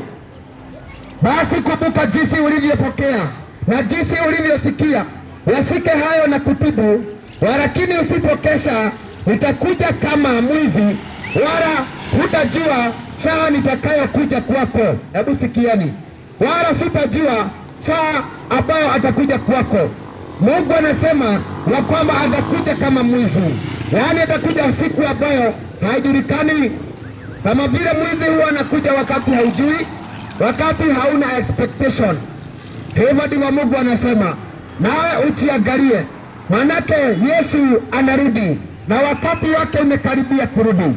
Ndugu yangu, kaka yangu, ni wakati wa kunyenyekea, ni wakati wa kumtafuta Mungu, ni wakati wa kunyenyekea, kutafuta Mungu na kutubu dhambi zetu, maana hukumu ya Mungu imekaribia, naye Yesu Kristo amekaribia kurudi. Ndugu yangu, Mungu anatuambia kwamba ikiwa tutanyenyekea na tuachane na dhambi, Mungu ataondoa magonjwa, Mungu ataondoa mashida, Mungu ataondoa. Maana anasema dhambi zetu ndizo zinatutenganisha na Mungu. Magonjwa ya kansa, magonjwa ya korona, magonjwa ambayo yasiyokuwa na tiba, Mungu ameileta kwa sababu ya dhambi. Watu wamefanya dhambi kupidukia bila mipaka. Watu wanafanya dhambi bila mipaka na wamekosa kuogopa Mungu. Ndugu yangu, Shetani anajua wakati tulio, na ndio maana ametuma giza hii. Unaona mambo mengi yamekuja, Shetani anajua wakati wake umefika. Ndio maana dunia iko na giza hivyo. Teknoloji zimeongezeka, fashion zimeongezeka, kwa sababu Shetani anajua wakati wake umekaribia kufika. Sasa anataka wengi wakaweza kuingia jehanamu. Ndugu yangu, ninakuambia kwamba ni wakati wa kuokoka, ni wakati wa kutafuta Yesu, ni wakati wa kutubu dhambi zako na kumjuana na Mungu. Maana ukijuana na Mungu, umejuana na yeye ambaye ako na dawa. Ni afadhali kujificha kwa Yesu dakika hii, maana dunia haitakusaidia, teknoloji haitakusaidia, wanasayansi hawatakusaidia, madaktari hawatakusaidia, wala madawa haitakusaidia. Maana Yesu ndiye dawa, yeye ndiye njia, yeye ndiye ukweli. Alipigwa ili tukaweza kupona, na alipigwa ili tukaweza kuokolewa. Sasa ni wakati mzuri wa kuangalia Yesu ili tukaweza kupona. Waisraeli wakiwa pale Misri, wakati ambapo Mungu alikasirishwa na wao na wakawa wamemkosea Mungu, walikuwa wanaumwa na nyoka, na mtu akiumwa na nyoka alikuwa anakuja kukufa. Hakukuwa na dawa ya kuumwa na nyoka, na wakaambiwa, utakapoumwa angalia juu msalabani. Wewe ambao unaumwa na nyoka ya mashida ya dunia hii, nyoka ya coronavirus, nyoka ya kansa, nyoka ya magonjwa ya ulevi, nyoka ya washerati pornography, nyoka ya ukahaba. Angalia juu ukaweza kuokolewa. Hapo ndipo kuna wokovu, maana Yesu ndiye akona dawa ya kila ugonjwa duniani. Yesu ndiye akona dawa ya kila ugonjwa duniani, na Yesu na Mungu naye akasema yeye ndiye Mungu ambaye anatuponya. Mungu akasema yeye ndiye Mungu ambaye anatuponya katika kitabu cha Mungu Exodus 15:26. Exodus 15:26. Hebu tusikie Exodus 15:26. Usikie vile Mungu anavyonena kuhusu dakika hii na kuhusu janga hili ambalo limeingia dunia, janga la coronavirus, janga la kansa na magonjwa kama yale na hata zile kama hawa ambao wameingia. Exodus 15:26. Neno la Mungu linasema hivi, wenye masikio wakaweze kusikia. Akawaambia kwamba utasikia kwa bidii sauti ya Bwana Mungu wako na kufanya yaliyoelekea mbele yake, na kutega masikio usikie maagizo yake na kuzishika amri zake. Mimi sitatia juu yako maradhi yoyote niliyowatia wa Misri, kwa kuwa mimi ndiye Bwana nikuponyaye. Mimi ndiye Bwana nikuponyaye. Wale wa kizungu Mungu anasema, and said, if you will diligently hear or hearken to the voice of the Lord your God, I will do that which is right in his sight, and do what is right in his sight, and give ear to his commandment, and keep all his statutes. I will put none of those diseases upon you, which I brought upon the Egyptian, for I am the Lord that heal you. I am the Lord that heal you. Hebu sikia ni vile Mungu anasema ya kwamba ikiwa mtazisikia na mshike neno la Mungu na mtii Mungu kwa bidii, msikie sauti yake Mungu kwa bidii na kutega masikio yenu, msikie maagizo ya Mungu wala na kushika amri zake. Mungu anasema mimi sitatia juu yako maradhi yote niliyowatia wa Misri, kwa kuwa mimi ndiye Bwana nikuponyaye. Hebu sikia, mimi ndiye Bwana nikuponyaye, ya kwamba yeye ndiye Mungu ambaye anayekuponya. Na ndio anasema ya kwamba ikiwa mtasikia Mungu, muachane na dhambi, muabudu Mungu, muache kuabudu wanadamu, muache kuabudu watumishi, muache kuabudu makanisa, muache kuabudu wafalme, muache kuabudu madawa, muache kuabudu wanasayansi, muache kuabudu urembo wenyu, muache kuabudu wanaume, muache kuabudu magari.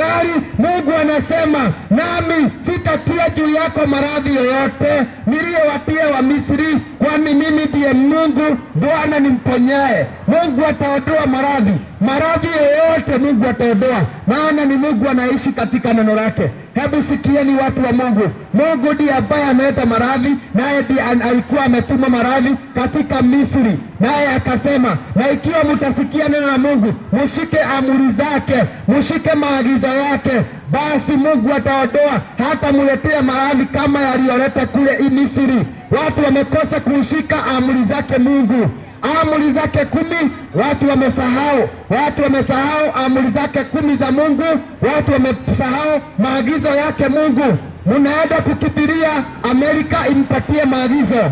Amerika imegogwa na coronavirus, imegogwa na kansa. Munaenda kukibiria China ndio wanajua kutengeneza magari, wanajua kutengeneza vitu. China ndiko kuna makampuni mengi China, lakini China wamegongwa, hawana dawa ya coronavirus. Wanaweza kutengeneza ndege, wanaweza kutengeneza magari, wanaweza kutengeneza vitu mingi, lakini dawa ya coronavirus hakuna.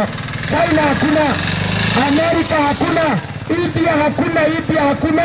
Mungu anasema kwamba ikiwa mtanyenyekea, mtubu dhambi zenyu, mshike amri za Mungu, mshike maagizo yake, Mungu ataondoa magonjwa yote. Yeye ndiye aliyotoa magonjwa kama yale yaliyokuja katika Misri, wakati ambapo walikosa kusikia sauti ya Bwana. Watu wa Mungu, Ni afadhali kunyenyekea, ni afadhali kusikia sauti yake Mungu ili tukaweza kumrudia, kwa sababu tukimrudia yeye ndiye atatuponya. Anasema I am the Lord that heal, I am the Lord that heal. Yeye ndiye Bwana anayeponya magonjwa yote, magonjwa ya kisukari, magonjwa ya kansa ambao imeremea wanadamu. Yesu ndiye anaponya. Magonjwa ya virus, Yesu ndiye anaponya. Maana anasema I am the Lord that heal. Yeye ndiye Mungu anayemponya. Ikiwa mtamrudia, muachane na dhambi zenyu, muogope Mungu, mushike agizo zake, mushike sheria zake, Mungu atakuja kumponya. Watu wa Mungu, tunyenyekeeni, tutafuteni huyu Mungu ili tukaweza kuponywa. Maana Mungu anasema kwamba ametugonga lakini atakuja kutuponya. Mungu anaweza kukugonga lakini yeye mwenyewe atakuja kukuponya. Mungu anakuchapa lakini bado anakuvuja na anakuponya, kwa sababu anakugonga umrudie. Lakini sisi hatuoni kurudia Mungu, sisi tunaona kutafuta ndawa, tunaona vile tutajikinga, tutaona vile ambavyo tutaepuka virus, lakini hatutaepuka dhambi. Epukeni dhambi ili muepuke virus. Epukeni ulevi, epukeni uasherati, epukeni miungu ingine ili muepuke virus. Maana watu wanataka kuepuka virus, munaenda mkiwa mumeshika mapua, wengine wamekuwa wanaishi wakiwa wameweka mask. Watu wanatembea na mask kule town kwa sababu ya coronavirus. Hawaogope ya kwamba munaweza kutembea hivyo, na muogope dhambi, muogope Mungu kuliko vile mnaogopa coronavirus. Watu wamefunga maduka, hata shule hakuna kuenda kwa sababu ya coronavirus. Lakini watu hawezi kufunga waabudu Mungu, hawezi kufunga waende kanisa, hawezi kufunga waende wakafunge wakatafuta Mungu au wasome Biblia. Kwa sababu ya nini? Maana mnaogopa vitu vya dunia kuliko Mungu. Ogopeni Mungu, yeye ndiye ambaye anaponya, yeye ndiye ambaye anazituma hizo hata zige, amesema yeye ndiye anazituma. Na hivyo ndivyo Mungu anataka tuishi kwa kumwogopa, maana yeye ndiye anayeponya, yeye ndiye anayetakasa, yeye ndiye anayeokoa. Watu wa Mungu, huu ni wakati wa mwisho, ni nyakati za mwisho na ni nyakati za hatari.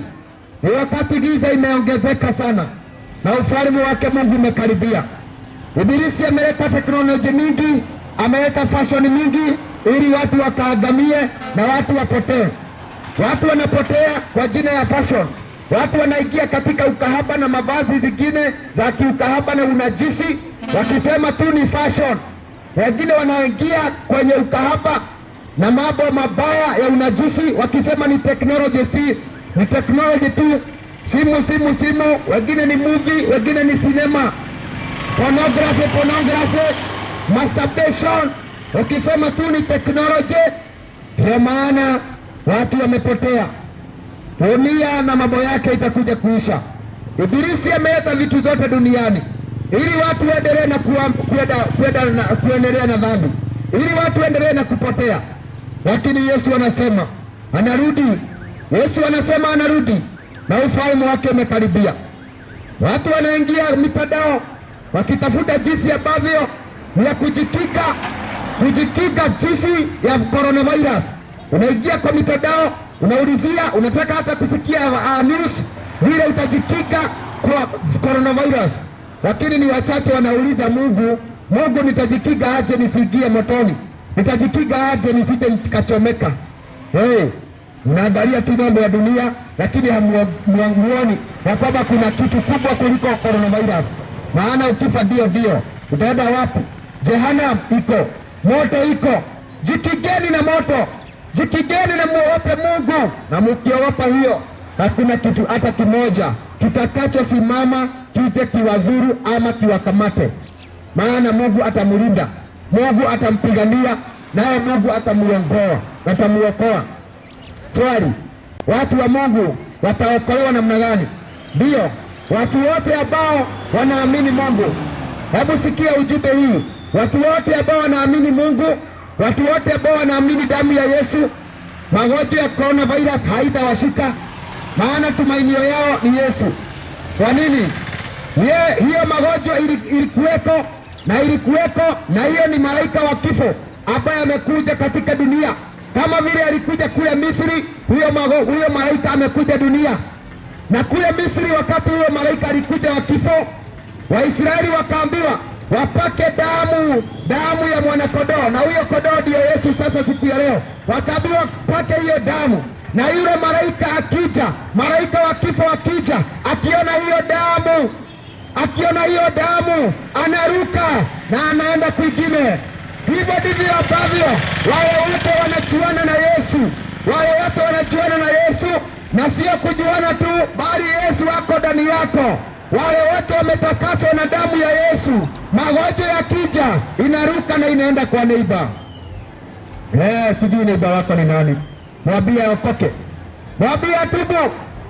Hivyo ndivyo malaika wa kifo alivyokuwa anakuja. Ikiwa damu ilikuwa imepakwa katika milango, huyo malaika wa kifo alikuwa anaenda kwa nyumba ingine, anaangalia ikiwa huyo mtu amejifunika na damu ya Yesu. Hiyo damu ni damu ya Yesu Kristo. Wale wenye Yesu, wale wanaamini Yesu, wale wanaamini damu ya Yesu, wale wametubu dhambi zao, watakatifu wenye haki wataishi kwa imani na wataishi kwa sababu ya utakatifu. Utakatifu wa mwenye haki utamuokoa, lakini ubaya na uovu wa mtu mbaya hautamuokoa. Yesu, Mungu neno lake likasema, touch not the anointed one, touch not the anointed one and do no harm my prophet. Hivyo ndivyo neno linasema. Mungu akasema usiguze wale ambao wametiwa mafuta. Hiyo magonjwa haiwezi kuguza wale ambao wametiwa mafuta. It cannot touch the anointed of God. Haiwezi kuguza wowote ambao wametiwa mafuta. Mafuta ya Roho Mtakatifu, mafuta ni mafuta ya Yesu. Ukijuana na Yesu, Yesu anakupatia Roho Mtakatifu na anakupatia the anointing of the Holy Spirit. Ukiwa na Roho wa Mungu umetakaswa, hauwezi kuguswa na hiyo magonjwa ya virusi. Wacheni kutetemeka, wacheni kuogopa. Ogopeni Mungu aliyeupa mbingu na dunia. Wacheni kuogopa magonjwa, ogopeni Mungu aliyeupa magonjwa. Ogopeni Mungu aliyetuma nzige. Ogopeni Mungu aliyetuma coronavirus na kansa. Muogopeni, mumusujudu, mumutumikie na musikie vile anasema nyakati hizi za leo. Musikie vile anasema kuhusu neno lake. Fuateni amri zake, fuateni sheria zake, fuateni maagizo yake na muondoke katika dhambi. Hivyo ndivyo Mungu anavyosema ya kwamba touch not the anointed one, kwa sababu ni Mungu ambaye anayejua kuokoa watu wake. Hebu sikia, na hatakuja kusoma neno moja hapa, neno katika kitabu cha Psalms 9:5 na Psalms 91:5. Hapo ndipo nataka nisome na nitamalizia na hilo neno, ili mkaweze kusikia watu wa Mungu ya kwamba mnatishatishwa, lakini hamutishwi na dhambi zenyu. Kama mimi ni wewe, ningetishwa na dhambi zako. Unatishwa na coronavirus, lakini hautishwi na hiyo dhambi yako. Hiyo dhambi yako itakupeleka jehanamu kwa moto. Hiyo dhambi yako itakupeleka mahali pabaya. Wacha kutishwa na coronavirus, tishwa na dhambi zako, maana ukifa katika hiyo hali ya ukahaba na uasherati, hiyo hali ya pornography, hiyo hali ya masturbation, utaingia jehanamu ya moto ya milele na milele. Tubu dhambi zako na uogope Mungu kuliko vile unaogopa mambo ya dunia. Inasoma katika kitabu cha Psalms 91:5. Psalms 91:5.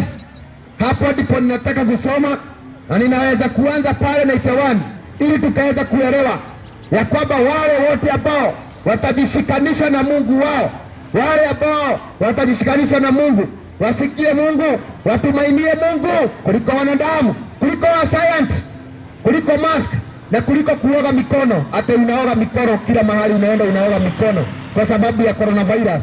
Umeoga mikono ndio, lakini je, umeoga dhambi zako? Dhambi zako umeoga? Naweza kuoga germs, lakini dhambi zako hujaoga. Ikiwa hivyo ndivyo mnashika maagizo ya Mungu kuliko vile mnashika maagizo ya daktari, ungeingia wote mbinguni. Watu wangeingia mbinguni wote, maana mnaoga mikono kwa sababu ya germs lakini hamujaoga dhambi zenyu, hamujajitakasa, hamujaoshwa na damu ya Yesu, hamujatubu, lakini munaoga mikono kwa sababu ya virus, lakini hautaki kuoshwa na damu ya Yesu, hautaki kutubu ili ukaanza kuoshwa usiingie jehanamu ya moto ili uokolewe. Suluhisho ni kuoshwa na damu ya Yesu, sio kuoshwa na Dettol ama na detergent ama kuweka maski. Ati mask, unaweka mask utajua haujui. Wacha tusome Psalms 91. Usikie wale ambao wanatumainia Mungu, wale ambao wametumainia hiyo damu ya Yesu, wale wametubu dhambi, wale ambao wanaishi maisha matakatifu. Hii ndivyo Mungu anasema, msistuke. Psalms 91. Aketie mahali pasiri pake aliye juu atakaye, sikia, aketie mahali pasiri pake aliye juu atakaa katika uvuli wake Mwenyezi. He who dwell in the sacred place of the Most High shall abide under the shadow of the Almighty. I will say of the Lord, He is my refuge, my fortress, my God, in whom I will trust. Nitasema, Bwana ndiye kimbilio langu na ngome yangu, Mungu wangu nitakaye mtumainia. Hebu sikia, Bwana ndiye kimbilio langu, yeye ndiye kimbilio langu, yeye ndiye anafaa kuwa kimbilio lako. Bwana ndiye kimbilio na ngome yangu, Mungu wangu nitakaye mtumainia. Enyi ambao mlikuwa mnatumainia madawa, tumaini yenu haiko, imefika mwisho. Enyi mlikuwa mnatumainia kule India ndio kuna madaktari. India, hiyo tumaini yako imefika mwisho. Maana haya magonjwa haya haijui India, haya haijui madaktari, haya haijui ma PhD, maengineer, madoctorate, hii haijui. Bwana ndiye kimbilio langu na ngome yangu, Mungu wangu nitakaye mtumainia. Enyi mnaotumainia magari, enyi mnaotumainia mafarasi, enyi mnaotumainia hata Amerika na China imestuka, maanake haijui ifanye nini. Lakini neno linasema hivi, Bwana ndiye kimbilio langu na ngome yangu, Mungu wangu nitakaye tumaini. Tumainini Bwana ambaye aliyeumba mbingu na dunia. Wekeni tumaini zenyu kwa Mungu. Neno linasema, surely he shall deliver me from the snare of the fowler and from the noisome of the pestilence. Sikia, maana yeye ndiye atakaye niokoa na mtego wa mwidaji na katika tauni iharibiao. Tauni ni magonjwa. Ati yeye ndiye atakaye, sikia, maana yeye ndiye atakaye niokoa na mitego ya mwidaji, na yeye ndiye atakaye niokoa katika magonjwa inayoharibu. Nani? Mungu ndiye atakaye okoa katika magonjwa yanayoharibu, hata katika roka zinazoharibu. Mungu, tegemeo lenyu wacheni liwe katika Mungu. Huu ndio wakati mwema wa kutafuta Mungu, maana watu wameenda hata off, mumeenda off za bure kwa sababu ya coronavirus. Huu ndio wakati wa kumtafuta Mungu, huu ndio wakati mmepatiwa, mtafuteni Mungu. Wengine wamefunga mashule kwa lazima. Huu ndio wakati mmepatiwa, mtafute Mungu sasa. Nasema hivi, kwa manyoya yake atanifunika, chini ya mabawa yake utapata kibirio. Uaminifu wake ni ngao na kigao. Hebu sikia, kwa manyoya yake atakufunika. Ndio, Yesu atakufunika kwa manyoya yake, sio kufunikwa na mask ati unaenda umejifunika na kikaratasi na kiguo ati ili usipatwe na coronavirus. Hiyo ni bure. Coronavirus ni roho, na roho inaweza kuingilia mahali popote. Hata ukiwa na mask, hiyo roho itaingia. Mungu anasema hivi, kwa manyoya yake atakufunika, chini ya mabawa yake utapata kibirio. Uaminifu wake ni ngao na kigao. Kwa manyoya yake, kwa mabawa yake, Mungu atafunika watu wake. Munaweza jaribu njia zingine zote, lakini hizo zote hazitawezekana. Lakini wale wanaomtumainia Bwana wanatumainia ya kwamba watafunikwa kwa manyoya yake, watafunikwa na Mungu. Na inasema hutaogopa hofu ya usiku, wala mshale urukao mchana, wala ugonjwa upitao gizani, wala ule uharibiao adhuhuri. Wabisikia ya kwamba hutaogopa hofu ya usiku, hautaogopa hofu za usiku, maana unamjua Mungu.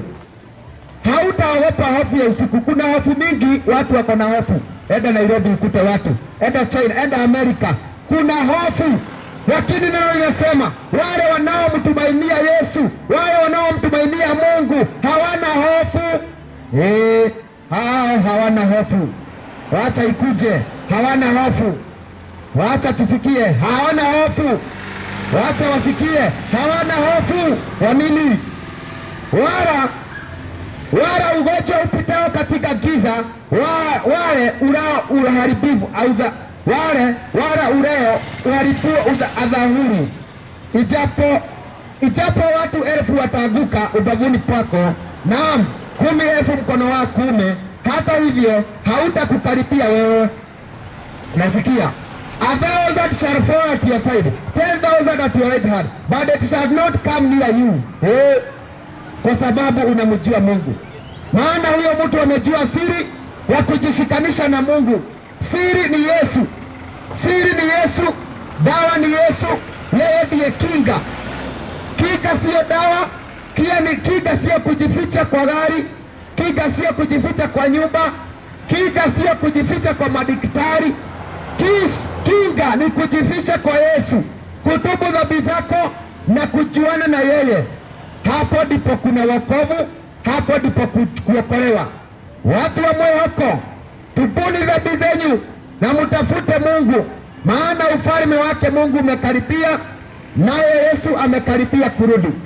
Ni nyakati za mwisho, ni nyakati za hatari, na aliye masikio asikie ya kwamba njia ya kuokolewa ni njia ya msalabani. Yeyote ambaye atakayemwangalia Yesu alisema atapona na ataokolewa. Yeyote atakayeamini ataokolewa, na yeyote ambaye atakayekosa kusikia, yaani kuamini, hataokolewa. Ndugu yangu, kaka yangu, tujificheni katika Yesu, tujificheni katika damu ya Yesu ili tuje tuokolewa, maana hukumu ya Bwana imekaribia. Yesu Kristo amekaribia kurudi, na Yesu Kristo ndiye njia, yeye ndiye ukweli. Watu wa Mungu, bila utakatifu na uhaki hakuna atakaye kuona Mungu. Bila utakatifu hakuna atakayeona Mungu. Kwa hivyo Mungu anataka tuwe watakatifu. Mungu anataka tuwe wanyenyekevu. Mungu anataka tuwe watu ambao wenye kunyenyekea, wenye utakatifu. Utakatifu ije na ndani, maana mtu unajulikana kwa matunda. Njia zako ziwe safi, mienendo yako iwe safi, roho yako iwe safi, hata matendo yako iwe safi, mavazi yako iwe safi. Chochote unachofanya ufanye ukipendeza Mungu, sio wanaume wala wanawake. Fanya chochote unachofanya ukipendeza Mungu, maana Mungu ni mtakatifu, naye anataka utakatifu, na pasipo utakatifu hakuna atakayemuona Mungu. Watu wa Mungu, wacheni tupotelee dhambi, tupotelee hukumu ya Mungu kuliko vile tunapotelea coronavirus. Tupotelee hukumu ya Mungu, tupotelee hukumu ya Mungu, tupotelee dhambi, tupotelee dhambi, maana hukumu ya Mungu imekaribia kushuka katika jina la Yesu. Nataka kumalizia na maombi, naye Mungu atatubariki katika jina la Yesu, kwa utukufu wa jina la Yesu. Na wewe uliye hapa, maybe unauliza ungetaka kuokoka, lakini utaokoka namna gani? Neno la Mungu linasema hivi katika kitabu cha Yohana 3:3 ya kwamba naye Nikodemus naye akaambiwa ya kwamba Mtu asiyezaliwa mara ya pili hawezi, usiyezaliwa mara ya pili, usipozaliwa mara ya pili hauwezi kuona Mungu, hauwezi kuona ufalme wake Mungu. Unataka kuokoka, haujui uokoke ni uokoke namna gani. Neno la Mungu linasema hivi, atakaye amini ataokolewa. Amini anabatizwa ataokolewa. Amini Yesu mwana wa Mungu, amini Yesu, wewe ndiye njia ya ukweli. Umwamini na utubu dhambi zako, alafu uokolewe. Unapoamini unahitaji kubatizwa na maji na Roho. Unapobatizwa maji na kubatizwa Roho, unapobatizwa utakuja kuokolewa. Maana neno linasema katika kitabu cha Mark 16, they that believe will be saved, they that believe and be baptized they will be saved. Wale watakaoamini na wabatizwe wataokolewa. Sasa unauliza utaokolewa namna gani? Ni utubu dhambi zako, alafu utubu na ubatizwe kwa jina lake Yesu ili ukaweza kuokolewa. Kuanzia hapo uishi maisha matakatifu, maisha yanayomwabudu Mungu, maisha yanayomwinua Mungu, na ili ukaweza kuokolewa. Maana watu wanataka kumjua Mungu, lakini wachache wanataka kubatizwa na kufuata neno la Mungu. Je, wewe umebatizwa? Ikiwa hujabatizwa hauwezi kuona ufalme wa mbinguni. Yesu akasema mwenyewe na akarudia mara mbili, ikiwa hautazaliwa mara ya pili kwa maji na Roho hauwezi kuona ufalme wa mbinguni. Usipookoka, usipotubu dhambi zako hauwezi kuona ufalme wa mbinguni. Kutubu ni lazima, kukiri dhambi zako ni lazima. Wacha kuishi na dhambi, wacha kuishi na dhambi zako. Unaishi na dhambi zako kwa nini, wakati Yesu alikuja akuokoe? Kiri dhambi zako ili ukaweza kuokolewa. Kuokolewa lazima utubu, lazima utubu, wachane na dhambi, lazima ukiri dhambi zako. Ulifanya dhambi ndio, lakini je, ulikiri? Kuokolewa lazima utubu, kuokolewa lazima ukiri dhambi zako ili uokolewe. Kwa hivyo repentance it is a must. Njia ya kuokoka ni kutubu, njia ya kusamehewa ni kutubu. Hebu niambie, utasamehewa namna gani kama hakuna kukiri dhambi zako? Ikiwa umefanyia mtu kitu baya, atakusamehe namna gani? Ikiwa hautamkuta umwambie nisamehe, ikiwa hautamkuta ukiri dhambi zako, umwambie nilikufanyia haya yote na sikuwa najua, sasa nisamehe, mimi nimetubu na mimi nimeregret sana.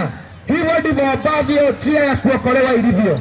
Lazima utubu dhambi zako na lazima ukiri kwa Yesu na uambie Yesu umetubu. Utubu dhambi za uasherati, dhambi za sex before marriage, utubu dhambi za pornography, dhambi za masturbation, hizo zote utubu.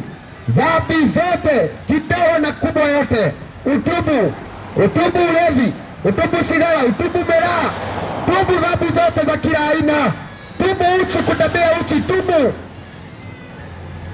Halafu ukitubu, Yesu atakutakasa na Yesu atakuponya dhambi zako. Na hapo ndipo anasema ya kwamba tubuni nyote na muokolewe na mubatizwe kwa jina la Yesu na mtapata ondoleo la dhambi. Hiyo iko katika kitabu cha Acts 2:38 inasema hivi. Petro akawaambia, tubuni mkabatizwe kila mmoja kwa jina lake Yesu Kristo mpate ondoleo la dhambi zenu, nanyi mtapokea kipawa cha Roho Mtakatifu. Sikia, tubuni nyote kwa jina la Yesu na mkabatizwe kwa jina lake, na ili mpate ondoleo la dhambi. Kuokolewa, kwenda kanisani haijatosha. Kwenda kanisani haitakufanya uokolewe. Unaweza kwenda kanisani, ukitoka hapa uingie motoni wa milele na milele. Watu wanaenda kanisa, wakitoka hapa wanaingia kwa moto wa milele na milele. Hata watu wanahubiri, unahubiri, ukitoka hapa unaingia kwa moto wa milele na milele. Kwa nini? Maana haukutubu dhambi zako. Yesu anasema tubuni. Lazima utubu dhambi zako utakaswe, lazima ukiri dhambi zako ili usamehewe. Usifiche dhambi zako na lazima uachane na dhambi. Yule mwanamke ambaye alikuwa kahaba, mnajua sana kusema kuhusu yule mwanamke ya kwamba alikuwa mkahaba, lakini Yesu hakumhukumu. Unajua sana hapo ya kahaba ya kwamba hata mwanamke alikuwa anafanya dhambi, hakuna mtu alimhukumu. Kwa hivyo msinihukumu. Hebu sikia, Yesu aliambia huyo kahaba ambaye alikuwa kahaba, alimwambia dhambi zako zimesamehewa, lakini enda na usifanye dhambi tena. Hapo mnasemaga enda na usifanye dhambi tena, go and sin no more. Yesu alisema ya kwamba enda na usifanye dhambi tena. Ndio ulikuwa kahaba ukaokoka, ndio ulikuwa mlevi ndio ukaokoka, ndio ulikuwa unasengenya ukaokoka, ndio ulikuwa unatembea katika kiburi na ukaokoka. Yesu akakusamehe, alikwambia enda na usifanye dhambi tena, go and sin no more. Hakukwambia uendelee na dhambi ukiwa tu kanisani, hakukwambia uendelee na dhambi ukiwa tu umeokoka. Yesu alikwambia go and sin no more, enda na usifanye dhambi tena. Maana ukifanya, maroho 7 zitakuja, mapepo 7 zitakuja kukuingia, na utakuwa na mapepo mengi kuliko ile hali yako ya kwanza. Maana umefungulia shetani mlango. Dhambi ndio huwa inafungulia mlango ya shetani ili kutawaliwa. Dhambi ndio huwa inafungua mlango ya watu kutawaliwa. Dhambi ndio mlango ambao huwa inafungulia dhambi zote, magonjwa yote inafunguliwa na mlango unaoitwa dhambi. Magonjwa ya kansa, magonjwa ya virus, hiyo yote na mapepo zingine zote huwa zinafunguliwa mlango na dhambi. Fanya dhambi uone kama hautapatwa na hiyo virus. Itakupata. Maana dhambi ndio mlango ya kila magonjwa yote. Dhambi ndio mlango ya kila mateso yote. Nilikuwa nikaona kwa nisi, nikaona jamaa mzee alikuwa ametoka kwa familia yake, akaenda kujienjoy out, akaenda nje mpango ya kando, akaenda nchi fulani mpango ya kando, akawacha mama katika nchi yake, akaenda na mke mwingine nchi ya kando. Sasa huyo alikuwa ni mke alikuwa ni mipango ya kando. Wakati huyo mzee alienda akapatwa na ugonjwa akiwa hiyo nchi, na akapatwa na ugonjwa akiwa na huyo mwanamke. Nimekuambia dhambi ndiyo mlango ya coronavirus. Uasherati, ukahaba, kutoamini Mungu, hiyo ndiyo mlango ya coronavirus. Ule jamaa na yule mwanamke alikuwa ameenda kukula orodha, kujivijari na ukahaba na mpango ya kando, alikutana na coronavirus. Sasa anapigia mama, unajua mimi nilienda nje, sasa nimepatwa na ugonjwa. Maana Biblia inasema kwamba mshahara ya dhambi ni kifo. Mshahara ya dhambi ni kifo. Wachaneni na dhambi ili mkaweze kuokolewa. Wachaneni na dhambi ili msije mkafariki, msije mkakufa, msije mkaagamia, wala msije mkaingia katika moto ya milele. Wachaneni na dhambi na muogope Mungu, watu wa Mungu. Wamama, wanawake, wanaume, ogopeni Mungu. Mungu aliyeumba mbingu na dunia, muogopeni ili akaweze kuokoa, kwa sababu ufalme wa mbinguni umekaribia, na Yesu Kristo amekaribia kurudi. Watu wa Mungu, na kuja kumalizia sasa, yule mwenye masikio akaweze kusikia, kwa sababu neno la Mungu litasimama, lakini mambo mengine yote itakuja kuisha. Masayansi wameisha sasa, wamefika mwisho. Wale walikuwa wanasoma vitabu zimefungwa. Waliokuwa katika mashule imefungwa kwa rasmi. Mambo yote itakuja kufika mwisho, lakini neno la Mungu litasimama. Neno la Mungu ndio litasimama. Watu watakosa hata kwenda kanisani, lakini neno la Mungu litasimama. Neno la Mungu lazima litasimama, halitakosa kutimia kile ambacho kilichokuwa kimenenwa. Kwa hivyo ni wakati wa kutafuta Mungu na kumwogopa Mungu aliyeumba mbingu na dunia, katika jina la Yesu. Nataka kuomba ili nikaweza kumalizia kwa utukufu wa jina la Yesu Kristo. Ujumbe ni kwamba tubuni na mkaweza kubatizwa kwa jina la Yesu, na mkaweza kutubu ili mkaweza kuokolewa, maana Yesu amekaribia kurudi na ufalme wa mbinguni umekaribia. tumkibirie Mungu na tuogope Mungu, maana Mungu amewaahidi ya kwamba wale wanamkibiria Mungu, wale wanakibiria Mungu na wanamtumainia Yesu, hao hawatapatwa na ugonjwa, hao hawatapatwa na ugonjwa, wala hakuna chochote kitawakaribia, maana atawafunika kwa mabawa yake, na kwa damu yake Yesu huyo malaika wa kifo hawezi kukuja. Jifunike na damu ya Yesu. Funika maisha yako, funika familia yako, na uchuane na Yesu na atakufunika. Baba, katika jina la Yesu, wewe mwenye nguvu na utukufu, twaja mbele zako Jehova, tukisema kwamba hakuna mwingine kama wewe. Jina lako lisifiwe, jina lako litukuzwe, uabudiwe mbinguni na duniani. Hakika umetukuka, hakika umeinuliwa, na hakuna mwingine kama wewe. Ni asante kwa sababu ya wakati huu ambao umetupatia. Ni asante kwa sababu ya kutusafisha Baba kwa neno lako Jehova Mungu wa majeshi. Watu hawa wamesikia neno lako Jehova, na kuna wale wamesikia na wakaamini. Baba, ninaomba ukawaokoe, ukaweze kuwatenganisha na kila magonjwa, na kila maroho, na kila ubaya woyote, na kila migu yote ya giza, wala malaika wa giza, katika jina la Yesu. Jehova Mungu wa majeshi, naomba ukaweze kufungua mahali hapa. Kuna wanaume, wanawake, vijana, watoto, hata wanadada ambao wamefungwa. Ninaomba ukawafungue katika jina la Yesu. Neno lako ni ukweli, neno lako ni ufunguo. Wafungue katika jina la Yesu, na uwaokoe katika jina la Yesu. Jehova Mungu wa majeshi, ninatangaza na kudeclare mahali hapa, kila madhabahu ya giza ambayo imefunga watu, na ifungua katika jina la Yesu. Maroho zote za kuzimu, maroho zote za kushika mateka wanaume, maroho za ulevi, maroho za ukahaba, maroho za uchawi, na zikemea katika jina la Yesu.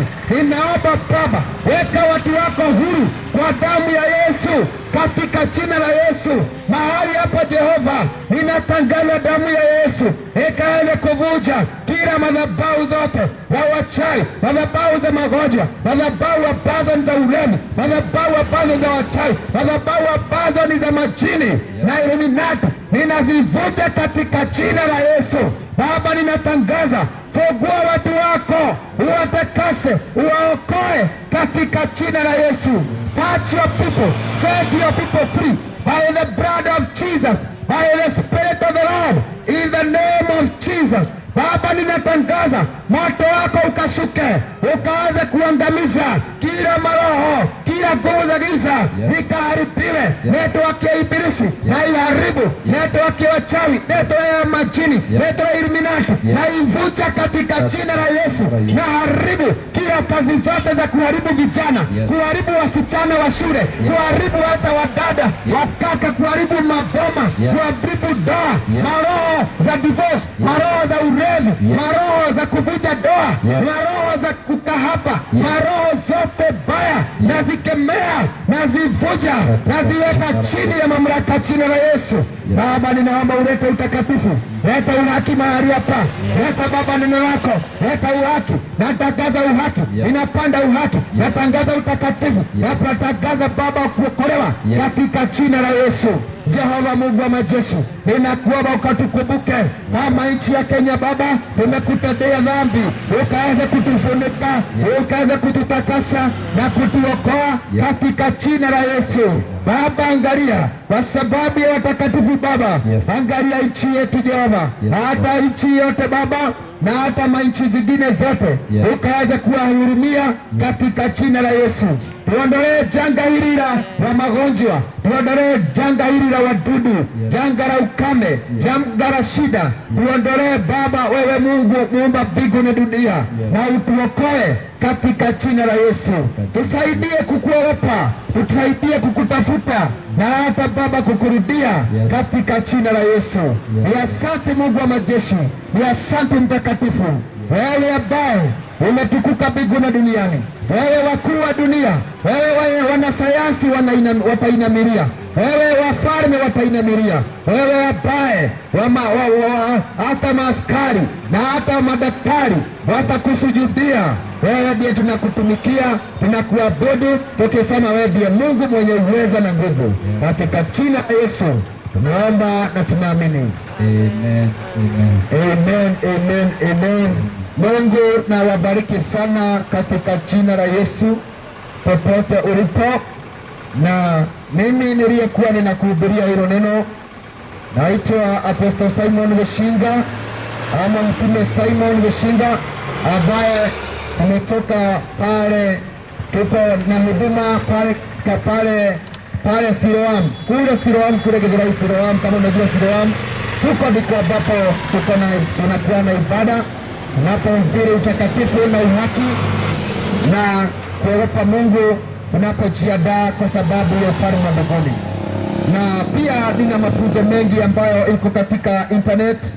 Ukiingia katika Google Play, mahali ambapo wewe unatoa WhatsApp, Google Play, mahali unatoa hata games na nini zote, kila application.